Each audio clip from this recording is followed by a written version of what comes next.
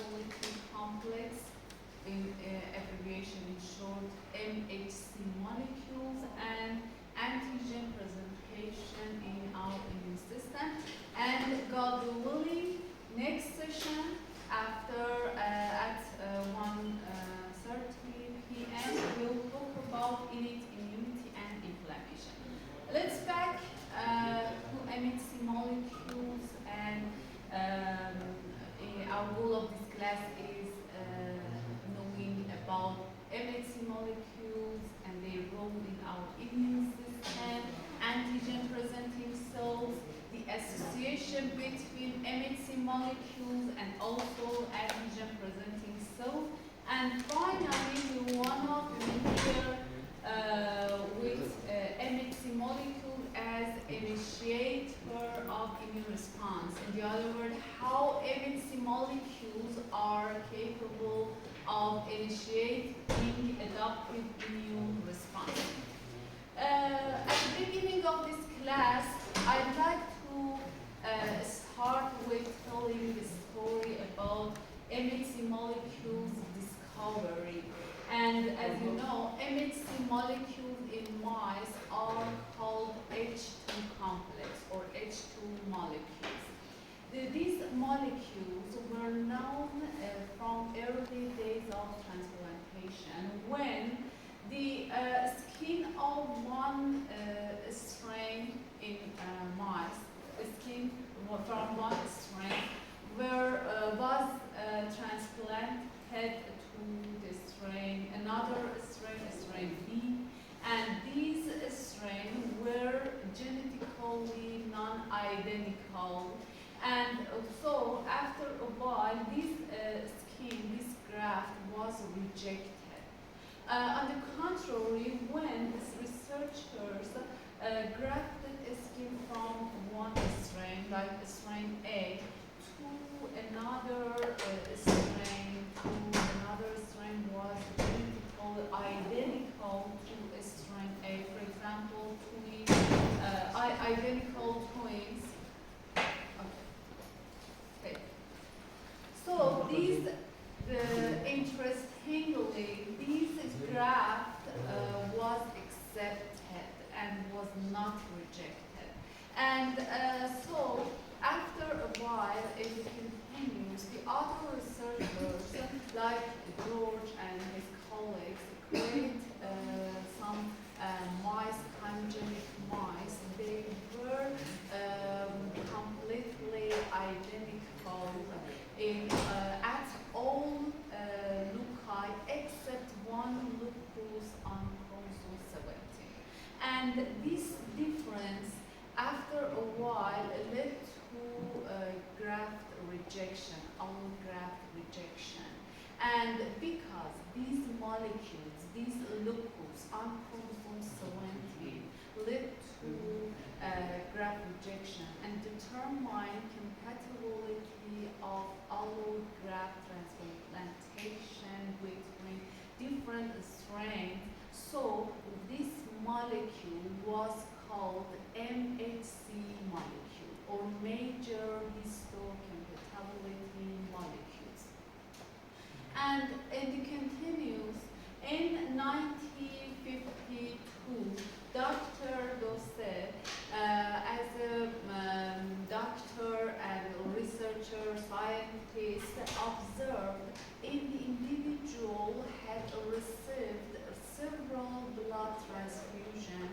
In their serum, there were a lot of antibodies against some antigen on the surface of their leukocytes. Okay, so these antigens were called human leukocyte antigen, or HLA molecule.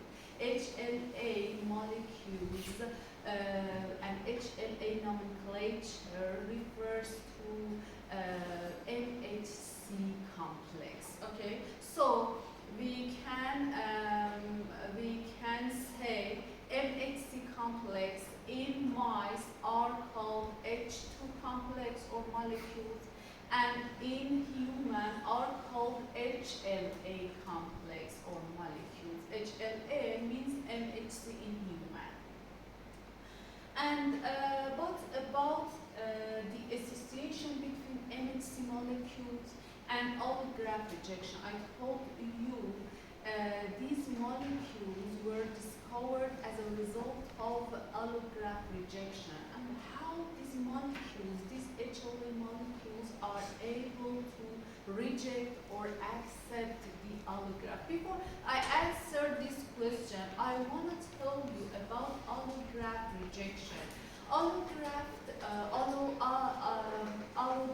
Allograft means transplantation, cells, organs, tissue from one person as a donor to another person as a recipient. Okay, both of them, donor and recipient, are from one species. For example, transplantation from one human to another human, from parent to their children, from their children, from one sister to her brother. All of them means allograft. But when we graft a tissue, a cell, an organ from one person, from a specific species to another recipient from another species, means xenograft.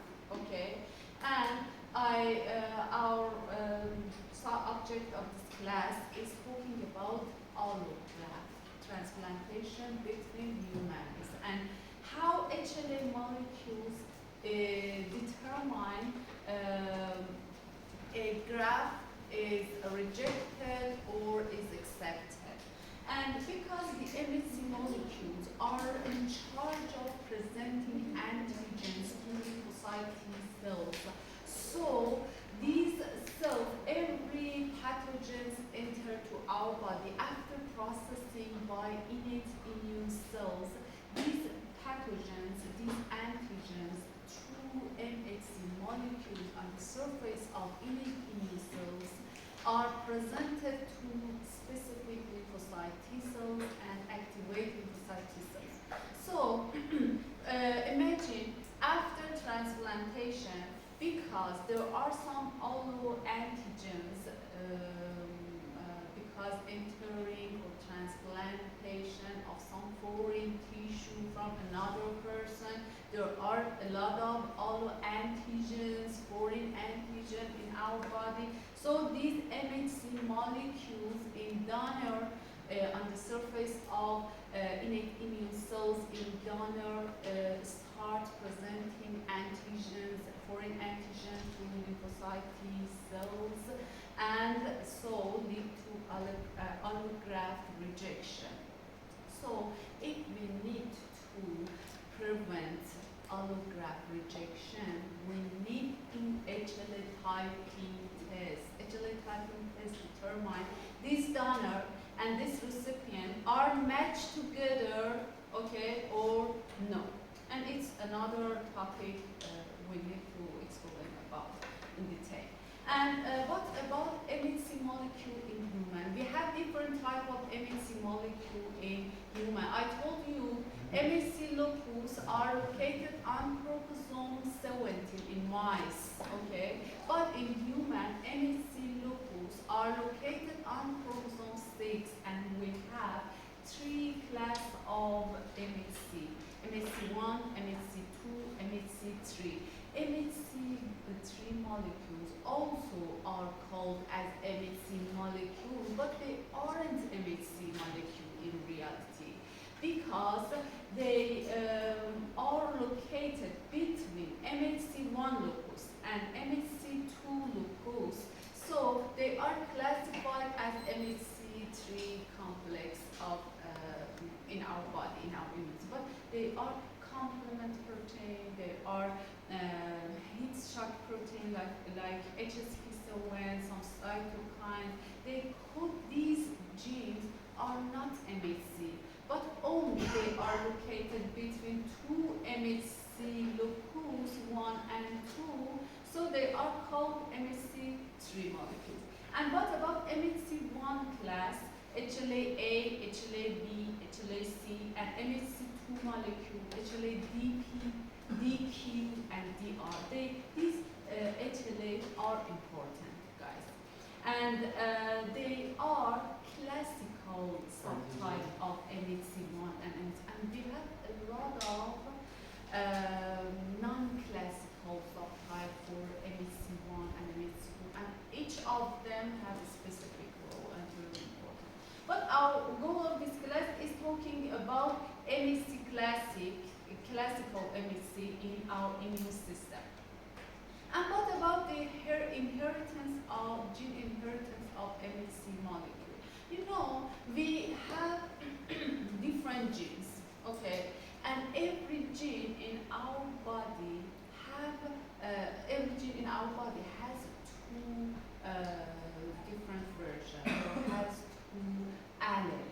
And what's the meaning of allele?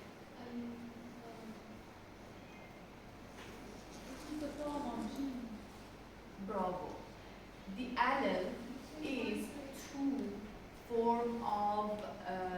one form of two or more version of a specific gene. Okay, one of two or more version. Mostly, most genes in our body have two allele. Okay, and for example, this kid usually inherit one allele from father and one allele from mother for every gene. But about MHC molecules, we have different versions. We can say so many versions or allele for MHC molecules. Okay, we have over than 24,000 allele for every and it's so many. Okay, and interestingly, apart from some genes, the genes are recessive or dominant. MHC alleles are inherited predominantly, like ABO blood group system or genes. Okay, for example, if I have 1,000 HLA allele in our body, in my body, so I show all of them because they aren't recessive or dominant allele. Okay, I'm able to show all of them predominantly. And but about the allele of MHC1 and MHC2, you are seeing in this graph the different allele of HLA over many years since 1987 to 2019 have been discovered and identified. And as you are seeing, this number is increasing during years, and every day new allele of MHC is discovering, is identifying, and as you are seeing, HLA-A alleles among them, HLA-B are the most polymorphic MHC in our body because HLA-B molecules have the most alleles, and after that, from HLA-2, HLA-D are the second most important HLA and polymorphic HLA in our body. So we have so many alleles for every HLA. And what's the philosophy of these polymorphism in MHC molecules? Why we have these so many alleles in our HLA molecules? You know, for every gene we have only two alleles, okay? And but for MHC molecule, as the most polymorphic molecule in our body, we have over than 24,000 alleles. And what is the philosophy of these polymorphism in MHC molecules? Because these molecules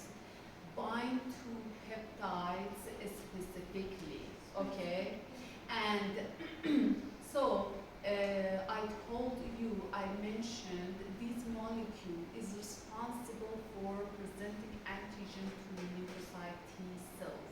And when we have a different type of MHC molecule with different specificity, so they are able to bind to different type of antigens, pathogens, and present them to different pool of T cells. So this diversity can be can survive us against different pathogens, okay, during development. So the philosophy of these polymorphism in MHC molecules is can be survival of us against different pathogens. And about the structure of MHC1 and MHC2 molecules. MHC1 molecules consist of two chains, alpha and beta chain. Beta chain is called beta-2 nitroglobulin, and alpha chain has three immunoglobulin-like domain: alpha-1, alpha-2, alpha-3, and transmembrane region, and intracellular tail. And usually, domain alpha-1 and domain alpha-2 come next to each other and form a cleft for binding to antigens and presenting to lymphocyte T cells. Interestingly, fascinatingly, these sites have many polymorphic amino acids in this site to bind to peptides, different peptides specifically, okay? So these polymorphic amino acids are different from another MHC1, okay? So these polymorphic amino acids guarantee this diversity between different type of MHC class 1. And what about MHC2? MHC2, like MHC1, contains two chain, alpha and beta, but beta chain is a little different from beta chain of MHC1, and alpha and beta chain in MHC2, both of them contains two immunoglobulin-like domain, alpha-1, alpha-2, beta-1, and beta-2. And when alpha-1 and beta-1 come next to each other, make cleft for binding to antigens. So MHC1 and MHC2 molecules are membranous proteins on the surface of innate immune cells, some specific innate immune cells, and so they contain a cleft for binding to antigens, peptide specifically.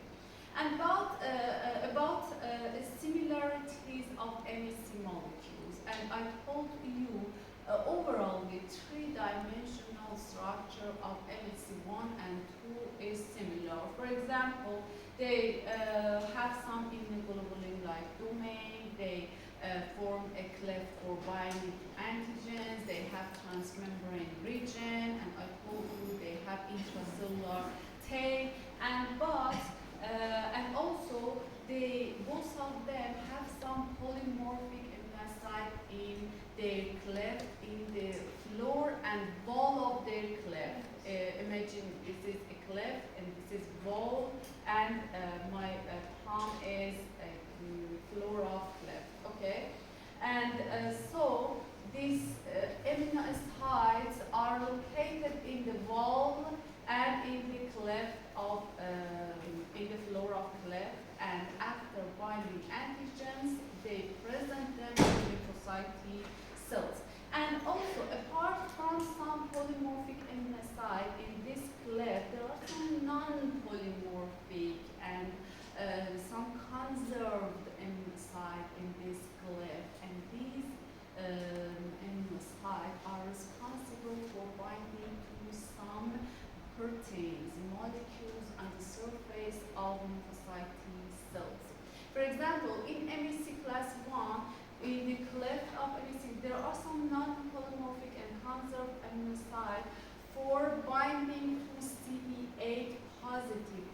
proteins on the surface of TCD8 positive cells, because that's why all the time MHC1 molecules present antigen to CTA or CD8 positive, and like MHC1 in the MHC2 there are some non-polymorphic conserved amino acids. They are able to bind to CD4 proteins on the surface of T helper, because of this reason, these MHC2 molecules all the time present antigens to CD4 positive T cells. Okay. And what about difference between MHC1 and MHC2? MHC2 is present on the surface of some antigen presenting cells, some specific cells, like immune cells, that they are professionally in charge of presenting antigen to T cells in adaptive immune system.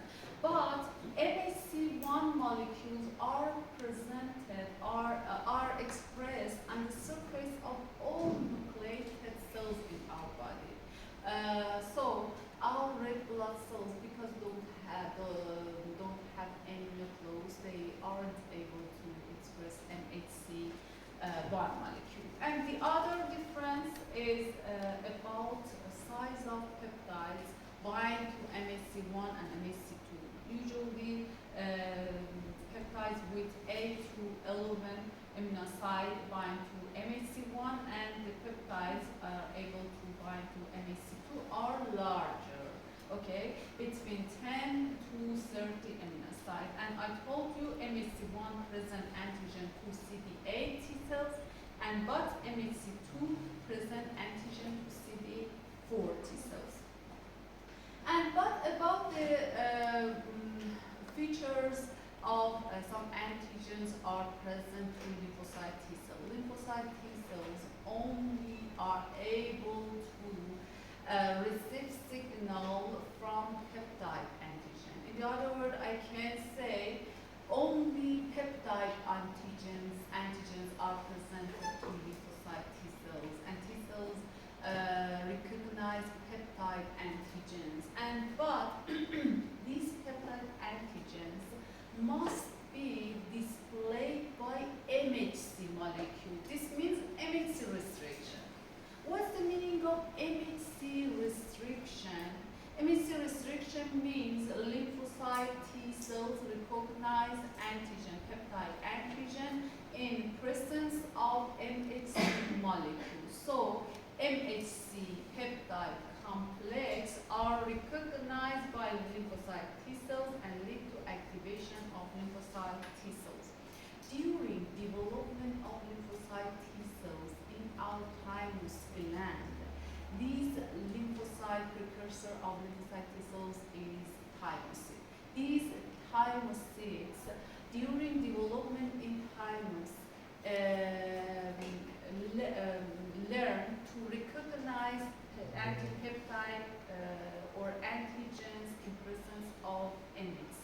And some lymphocyte T cells, immature lymphocyte T cells, during their development in thymus are not able to recognize peptide in presence of MHC molecules. They are deleted, okay?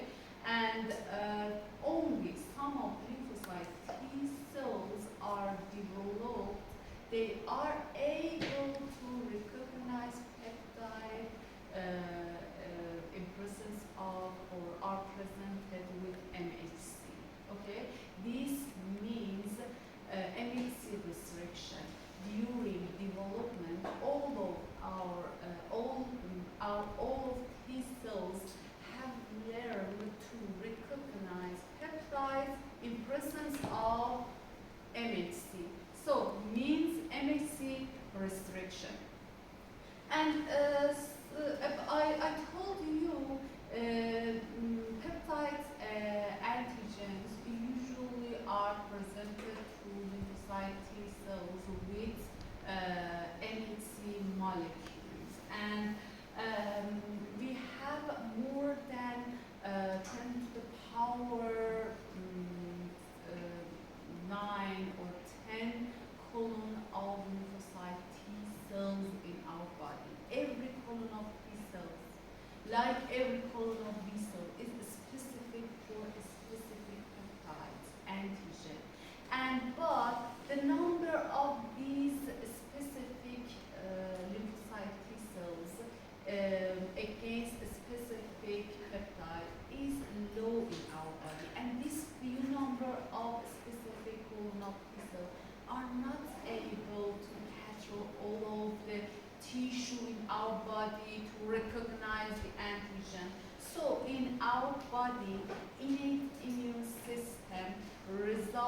this problem, solve this problem, and produce some antigen-presenting cells to recognize every antigen, every pathogen enter to every site of our body, and after capturing them and processing, present them to lymphocyte, specific columnar lymphocyte T cells in lymphoid organs. Okay? And what about antigen-presenting cells? We have some immune cells and non-immune cells in our body. They are responsible for presenting antigen. They express MHC1, MHC2 molecule on their surface. For example, neutrophil is in charge of phagocytosis, necrosis, and some duties like this. But some immune cells like macrophage, B cells, and also some dendritic cells are responsible for antigen-presenting lymphocyte T cells. And these cells are professional antigen-presenting cells because their main role is presenting antigen. Okay, but some of cells in our body, like mast cells, like eosinophil, like basophils, their main role is not presenting antigen. I mentioned these cells are very important in allergic reaction, in defense against pathogens, helminths, parasites. But apart from these responsibility, sometimes they are able to present some antigen to T cells. So these cells are atypical antigen-presenting cells. And also we have some non-immune cells like epithelial cells, endothelial cells, and these cells are not immune cells, but they are in charge of presenting antigen to lymphocyte T cells, and they are very important for development of lymphocyte T cells in, for example, thymus. So these cells are called non-professional antigen-presenting cells. And MHC expression on antigen-presenting cells follows two different patterns. One pattern is constitutive and one pattern is inducible. For example, some antigen-presenting cells like epithelial cells in thymus gland are very important in development of T cell in thymus. Express all of the MHC molecules 1, 2 on their surface in a high number, and also these expression is constitutive and they don't need any trigger, any stimulator. All the time they express high number of MHC molecules. And but in the other immune cells like macrophage, like lymphocyte B cells, like dendritic cells, some dendritic cells, and also the other immune or non-immune cells, they follow inducible pattern. Inducible pattern means they usually, in normal condition, express low number or don't express any MHC molecule, but after affecting some inducers, and these inducers can be some cytokines like interleukin-1, TNF-alpha, and interferon gamma, and also under affecting some microbial products like LPS from some bacteria.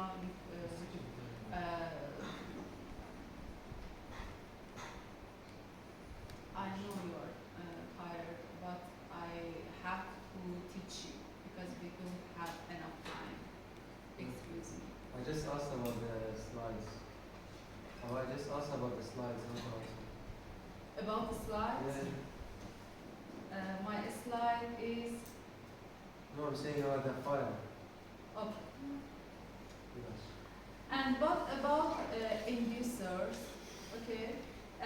Some inducers like cytokine, microbial products, and some interactions, CD40 ligand, induce expression of MHC1 and 2 on the surface of antigen-presenting cells. And what about the function of, and I told you we have professional antigen-presenting cells.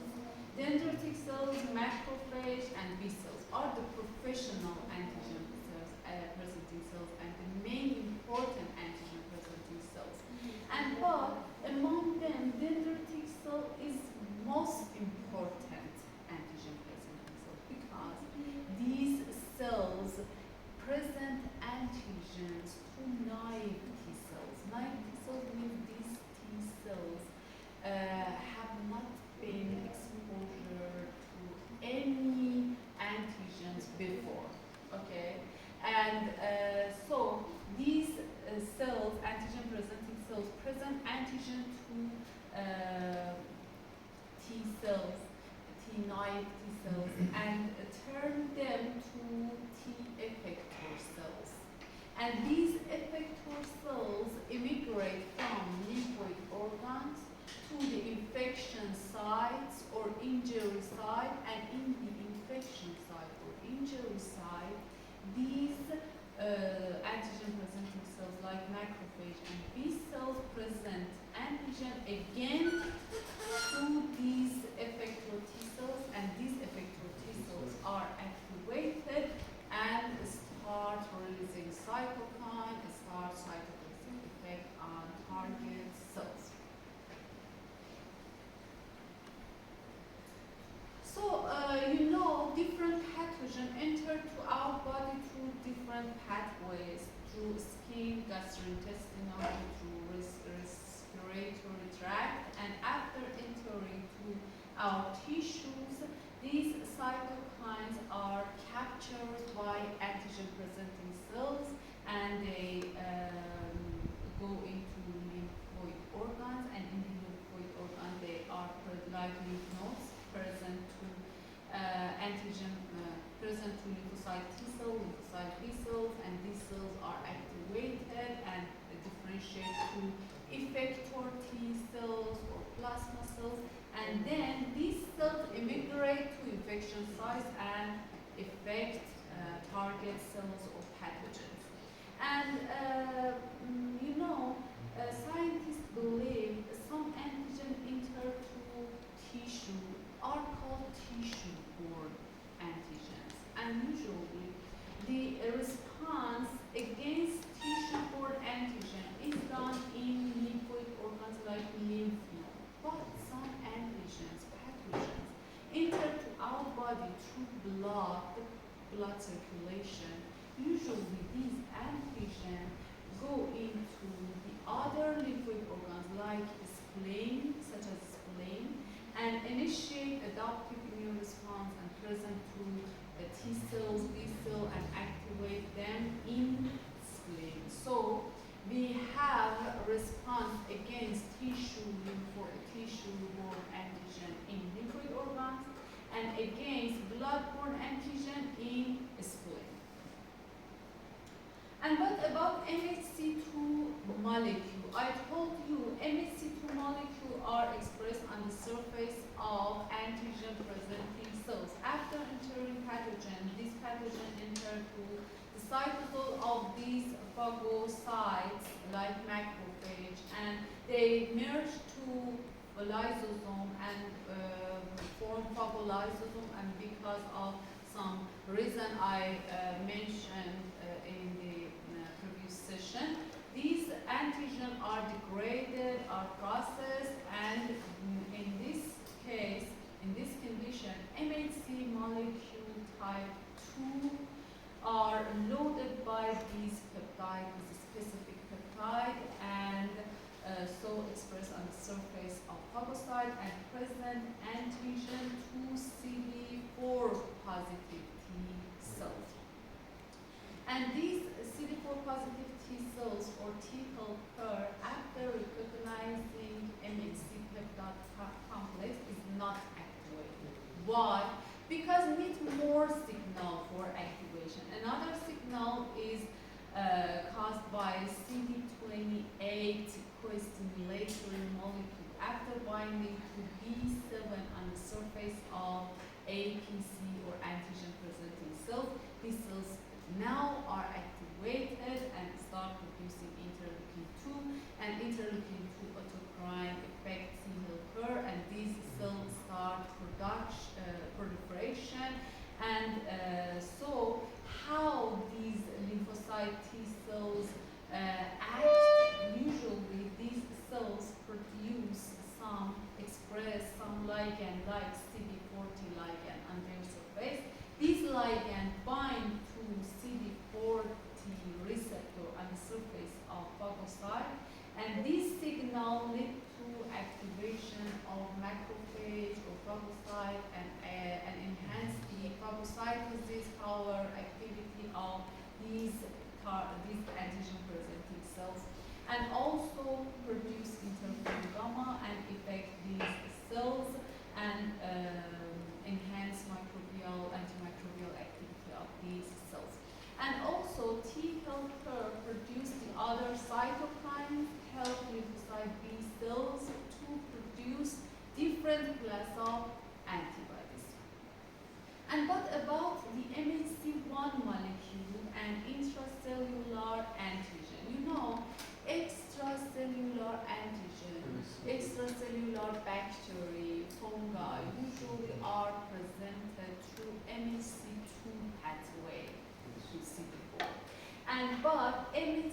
But some intracellular antigen like tumor antigen, virus antigen, you know, these type of antigen are produced in cytosol of cells. These intracellular or endogenous antigens are processed through MHC1 pathway and are presented to lymphocyte T cells, CD8 positive T cells. Imagine your hepatocytes get infected with HBV, hepatitis B virus, and after infection, these virus antigen, because of reproduction of virus in the cytosol of these target cells or infected cells, are produced. And these viral antigen are processed in the proteasome complex in the cytosol of infected cells and are present by MHC1 class on the surface of these infected cells. I told you MHC1 are presented by all of the nucleated cells in our body. So hepatocyte, like the other nucleated cells, have MHC1 molecule. These MHC1 molecule present antigens to CD8 positive T cells, and these cells, after recognizing this MHC1 peptide complex, are activated and start degranulation and release their granule. Their granule contains perforin granzyme, and this perforin granzyme make some pools on the surface of target cells and lead to lysis of these cells. And also after activation, express Fas ligand. Fas ligand is a ligand for Fas receptor. Fas receptor, what is Fas receptor? Fas receptor is kind of this receptor on the surface of target cell, and after binding Fas ligand to Fas receptor, lead to cytolysis of these cells and dying these cells, killing these target cells. I told you endogenous antigens after producing inside the cell, like tumor cells antigens, viral antigens, are processed in proteasome complex and under affecting different protease in cytosol in proteasome. These antigens are degraded, processed, and different type of peptides are produced, and these peptides transport to endoplasmic reticulum in the cytosol of cells, and so are loaded by MHC1, and MHC1 expressed on the surface of cells and present antigen to CD8 positive T cell or CTL, and these cells are activated and start degranulation and lyse these infected cells or tumor cells.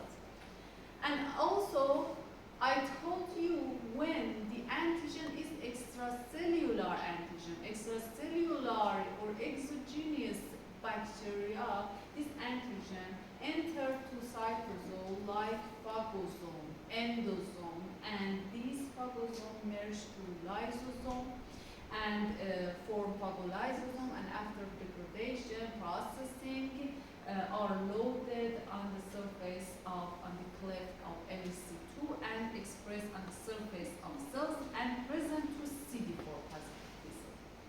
But sometimes our tumor cells, our virus infected cells, because want to escape our immune system, our immune response, intelligently reduce expression of MHC1 molecule. So they aren't able to present antigen, virus antigen, tumor antigen to lymphocyte T CD8 positive cells. In this case, our immune system more intelligently, much intelligently uptake all of the tumor cells. Okay, your dendritic cells as a presenting cells, antigen presenting cells, uptake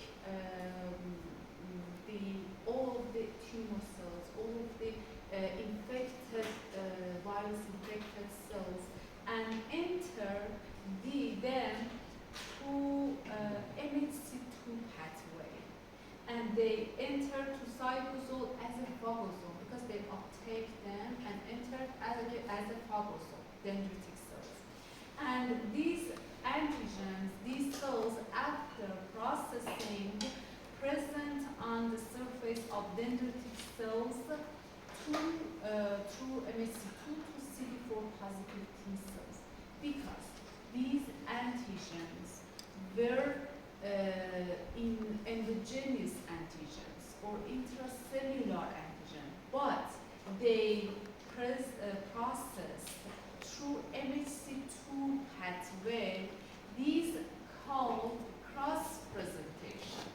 Okay, I told you intracellular antigen always processed in proteasome and processed through MHC1 pathway and present through CD8 positive. But sometimes our dendritic cells uptake all of the tumor cells and virus infected cells and process them through MHC2 pathway instead of MHC1 pathway. So this means and always in cross presentation, these antigen not only present by MHC2 to CD4, but also because some antigen escape from phagosome into cytosol and they enter to proteasome pathway. They are also present by MHC1 to CD8 positive T cell. So cross presentation means presentation of endogenous antigen through MHC1 to CD8 and MHC2 to CD4 positive.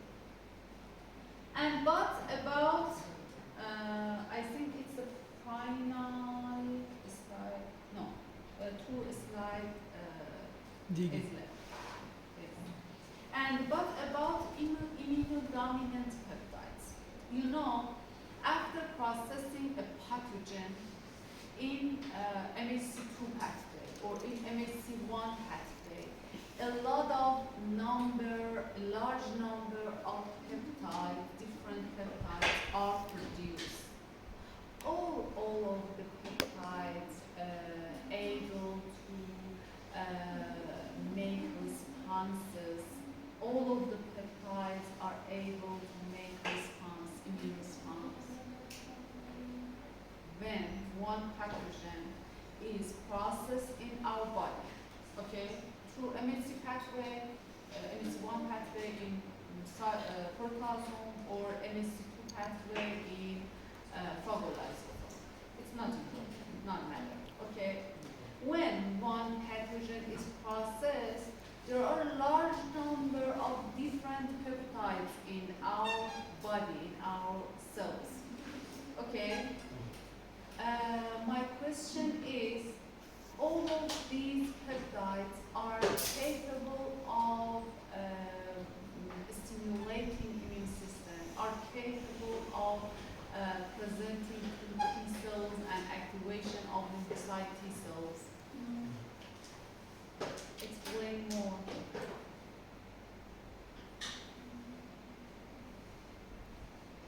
Okay, I explain.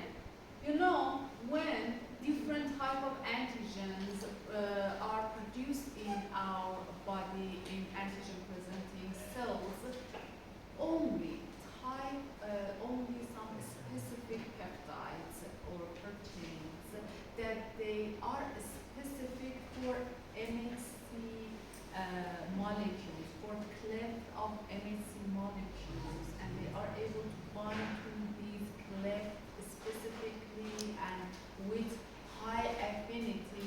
They bind to these cleft and they present to T cell and make response. So all of the peptides are produced as a result of processing of pathogens, antigen, aren't presented to lymphocyte T cells because only some of them are able to specifically bind to cleft of MHC molecule with high affinity, can be processed can be presented to lymphocyte T cells and activate these lymphocyte T cells. These peptides are called immunodominant peptides.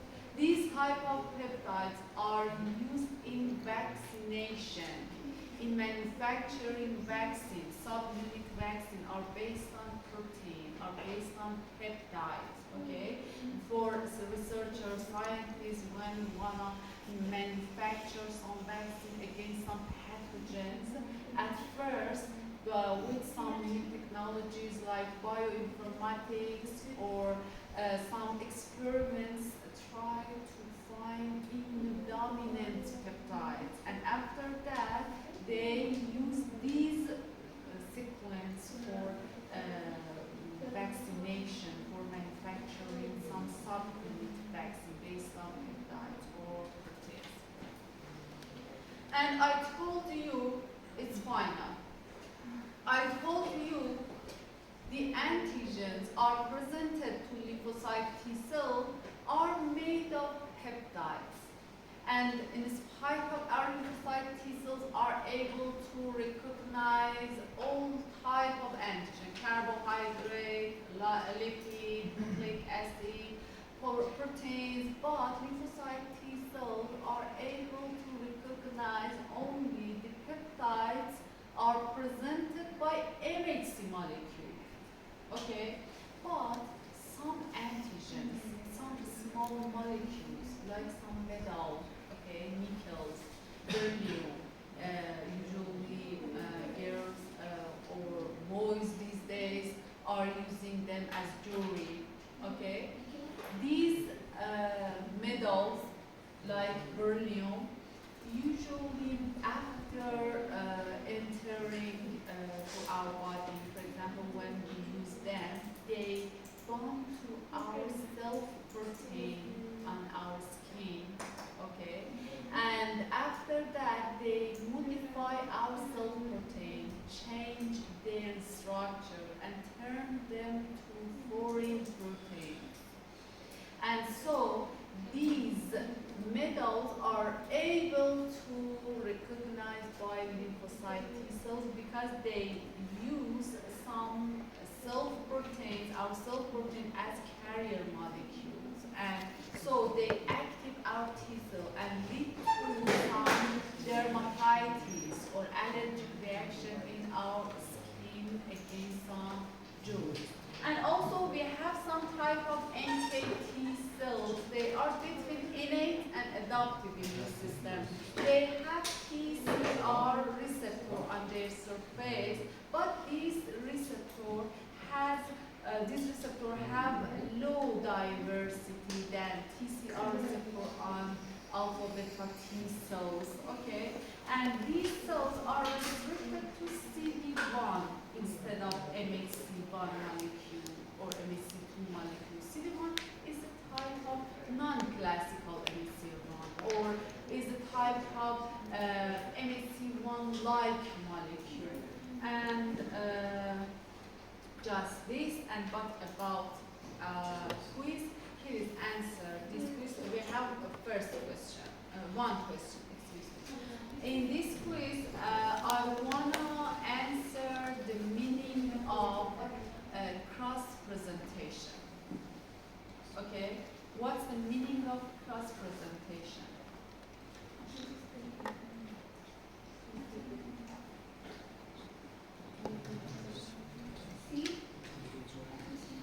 Why see?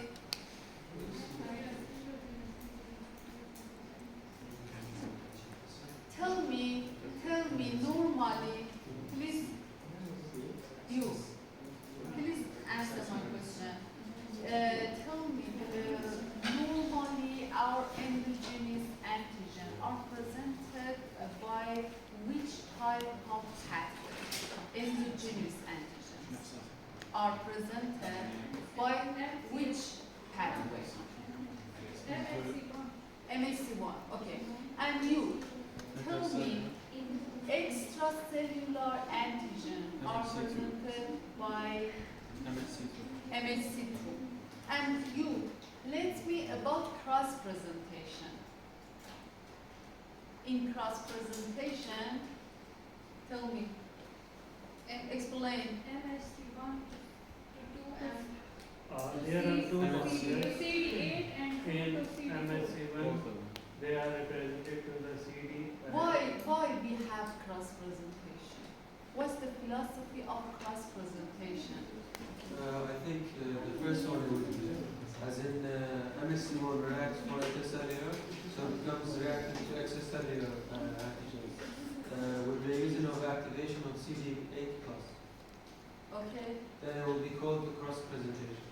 okay, and you, what's the philosophy of cross presentation? From what I understood is that sometimes things that are intercellular, they go to, instead of MSC1, they go to it as well, but they also go to MSC2. So the pathway, it's pathway. Okay, it's the meaning of cross presentation. Yes. Tell me about philosophy of cross presentation. Why we need cross presentation? I told you extracellular antigen are processed through MHC2 pathway to T helper. And endogenous antigens are presented and processed through MHC1 pathway to CD8 positive T cells. And we don't need cross presentation. Why? And what is the philosophy of cross presentation? For the activation of innate and adaptive systems? Both of them? No. I taught you. I told you. I explained. To change the foreign particle into peptide and to process it. No. It's relevant to tumor cells and virus infected cells. Why we need cross presentation?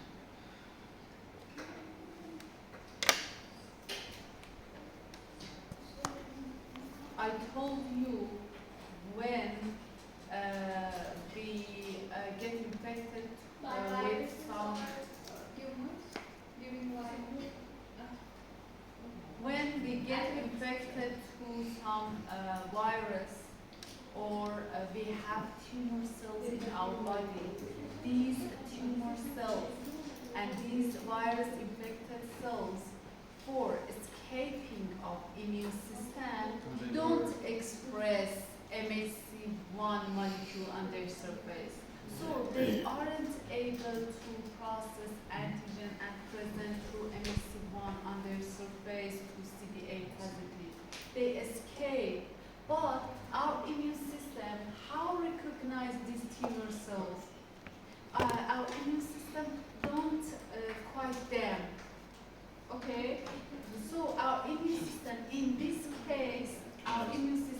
our dendritic cells as antigen presenting cells uptake these cells, these virus infected cells, these tumor cells through phagocytosis and entered through MHC2 pathway of processing.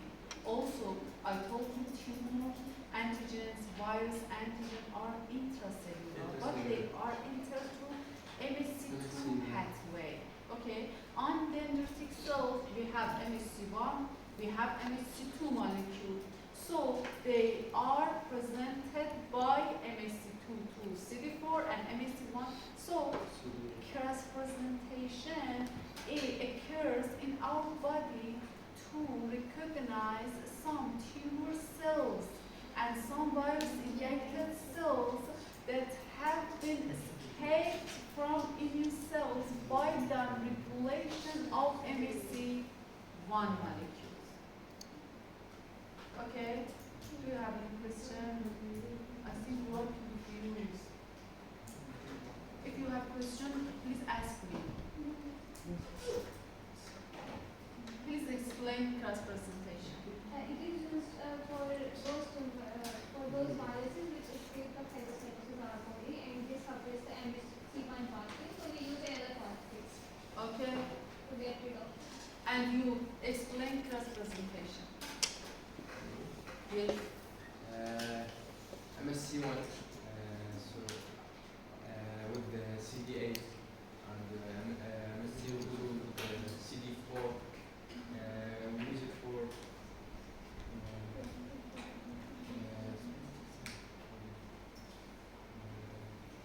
This is normal event. yeah. MHC1 present to CD8, MHC2 present to CD8. This is normal.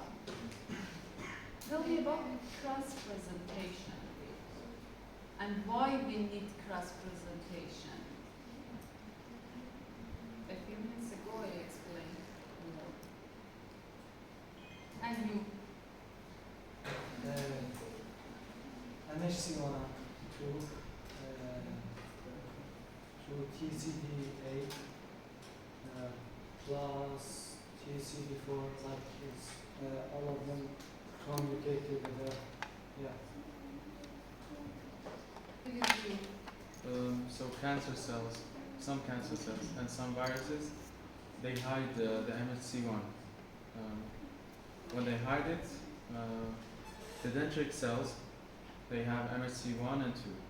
So what they do is they uptake or they phagocyte cytosis the virus or the tumor, and then use it. It's like they eat them or something like that, and then use their DNA or something like that, Okay, and they present them by MHC2. okay. Because I told you MSC1 usually present endogenous antigen are usually presented by MSC1 to CD8, okay? And processed in MSC1 pathway in proteasome complex, okay? But in this case, endogenous antigen like virus antigen, like tumor antigen enter through cytosol of cells through phagosome and enter to phagolysosome pathway, and phagolysosome pathway is relevant to MSC2, okay? This means cross presentation. So like MHC1 take the function of MHC2, but there's inside the cell, tumor Yes, cell. yes. Sometimes MSC2 present endogenous antigen.